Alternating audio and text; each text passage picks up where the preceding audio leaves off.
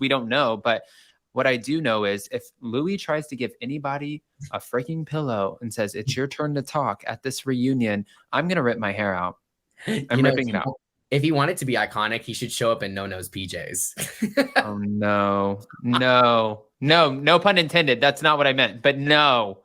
Imagine how cringy. I think the whole audience would just be like, it would be a gag-worthy moment for sure. But yeah, I think the cringe factor would be on a whole other level. He's like, Andy, it's great to see you. And I hope out of this, we find some love and some resolution. And right now I'm wearing No-No's PJs. Could you imagine? Oh my God. Maybe he did like a reveal. He has like a suit on and then he like takes it off to show No-No's. Like some Superman shit. Oh my God. Okay. Crazy. I actually have a very cringe video that I'm going to play for you. But before I play it for you, we end off this episode. We're at another dinner in Ireland, another dinner that gets ruined. So much so that Dolores was like, no, girls, you're not getting dessert. That shit's not happening. Right. Take your bottle of wine and walk your ass right out of the restaurant. We have Danielle and Rachel who are going at it again over this freaking rat comment. And then that somehow translates into Jennifer Aiden and Margaret Josephs fighting over duplicitous. Well, here's a word for you, buggle-off. What was your takeaway from this? This was so chaotic. I was just sitting there like a ping pong match, like, yeah, I know. Buggle-off? What the silly. I thought the whole conversation was silly. I think the rat conversation needs to move on. I think, put it to bed. Like, it is what it is. Rachel said this one thing. Let's not have these hard feelings over it. Even though it seems like it gets even worse based on the preview for next week. It looks like Danielle kind of loses it a little bit and she's like screaming at Rachel. So looks like the rat conversation is not going to die. I'm going to be honest. I'm just a little bored by this storyline. I like them both. I think they're great, but I think it's kind of silly. Rachel repeated something. I think it's great. You know how I've been saying every week, I'm like, Danielle brought it up in the locker room. And I'm so glad that Rachel brought that up in this last episode because we finally saw it. And I was like, thank goodness I'm not crazy. Like, I don't understand why this is such a big deal that Rachel repeated something. Danielle has done the same thing in this very season. So I don't understand why it's a big deal. So I'm hoping that storyline dies soon just because I'm a little bored by it. But when it kind of shifted over to Margaret and Jennifer, I got to tell you, I know their feud has been lasting for seasons, but I am always entertained by those two. I think they just bring a timeless feud. They always bring something funny to the table. And I also enjoy like when they have their calmer, like this was a calm argument for them. And I liked that Margaret like apologized for calling her a drug addict. And you could see Jennifer appreciated that. Like, yeah, I think despite the fact that they feud every season, they do have an underlying like respect for each other. They know that they're good opponents for each other.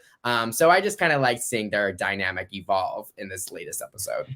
And, she's like, and I like that Margaret too. They're both witty. And I think that they're both really entertaining. And she's also like, listen, I'm going to apologize about the drug addict comment, but disheveled. She is disheveled. What are you talking about? And I'm like, oh, yeah. She's like, it was coffee talk. It wasn't coffee talk. I'm like, you ladies. But I guess calling somebody... From my experience being so invested in mob wives, you just don't call someone from New York City or Jersey a rat. So maybe that's why this is such a big deal. I don't know. I'm over it too. There's certain trigger words, right? Well, I think there was another word like trash. Like, don't call them trashy because like that's another thing that will really set them off. Like certain words, like you just don't call Jersey women. It's really kind of funny, honestly. Yeah, she's like, you could call me a see you next Tuesday, but you call me a rat. Patterson Dolores is coming out. I know. And I'm still waiting for that. When is Patterson Dolores coming? Because I'm ready to see a girl. It's not. She's Polaris now. She's chill. She's chill. She's living in the James Bond townhouse. She's good. She's in her love bubble. So she's chilling. She's in her love bubble. Okay. Well, I'm going to play this video real quick for you. I'm sure maybe you've seen it, but I don't know if the live chat has seen it. So thank you, Taste of Reality. I want to play this. Yes, this video. Oh my gosh, with the man bun. I love this Chrissy Balls girl, by the way. She doesn't play. She gets the receipts, girl. She really does get the receipts. Let's check out the video and see what you guys think. I got this video sent to me of Louis, and wow. You thought the beach video was bad? Stick around and I'll explain what he's talking about on the other side.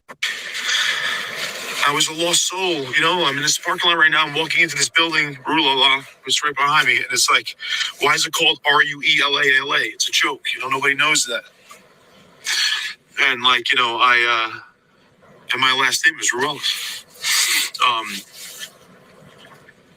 and like all these amazing things I've done, you know, like crazy shit, man. That He's like the biggest champion. all of it together does not amount to what you're doing to me. That's good. And what you're allowing me to have with you, you know, like so special. Some people wake up today and feel like I lost $500 million yesterday, and I didn't feel it anywhere in my body. I didn't feel it anywhere in my body. Like I just.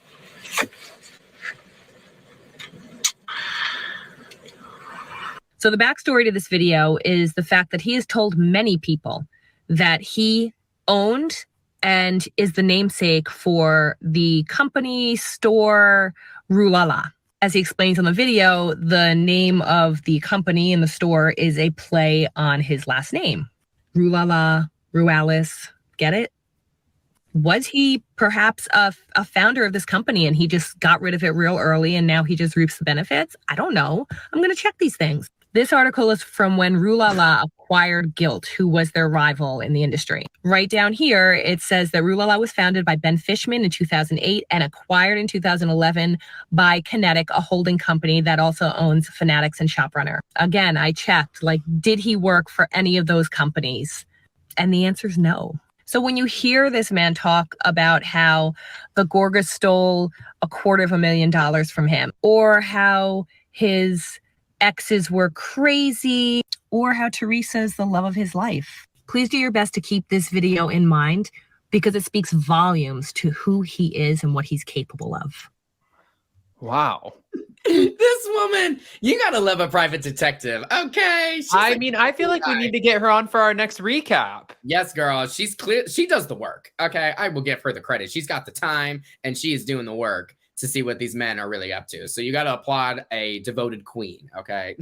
Does that make you nervous though? Like, does Louis give you, I mean, I feel like I had red flags at first with all of the women coming forward. And then when he said to Joe, they're just jealous. They're jealous of Teresa. And Joe was like, maybe if one came forward, yes, but 2, 3, I don't know about that. But then the businesses and all of the, like, I saw on Twitter where people are now calling him a con man. I think it's safe to say since day one, we've all looked at Louis a little sideways. And I think that's because we were mainly just trying to protect Teresa. Like, we were so concerned, like, how did she meet this guy? And like, they've really fallen in love really fast. And like, they're doing all these things and blah, blah, blah. So I think a lot of us have been weary of Louis for a while. And then as we saw with these, what was it, last season, Margaret tried bringing up some of it and Teresa wasn't having it. But, you know, then he goes and watch What Happens Live. And, you know, as he's trying to explain his business, it's giving very much Jen Shaw trying to explain her business. And then we see this video. And like, there's just been a lot of weird things we've seen from Louis since day one. I try giving this man the benefit of the doubt, but I mean, I think I'm like, none of us are blind. Like, we're all seeing these red flags and we're all a little concerned about Louis' past. And like, listen, everybody has a past, but I think there's definitely quite a few things that still make us concerned about Teresa's well-being if anything were to go down south. Like, we really just want the best for Teresa at the end of the day. So if Louis is maybe a little more sketch, then, you know, we might realize like that we all have a right to be nervous if that's the case. Oof. And Bailey Bug 776, you are shady as hell, but oh my God, I would hate to see the pit stains on No-No's pajamas. Ooh, yeah, not that. All right.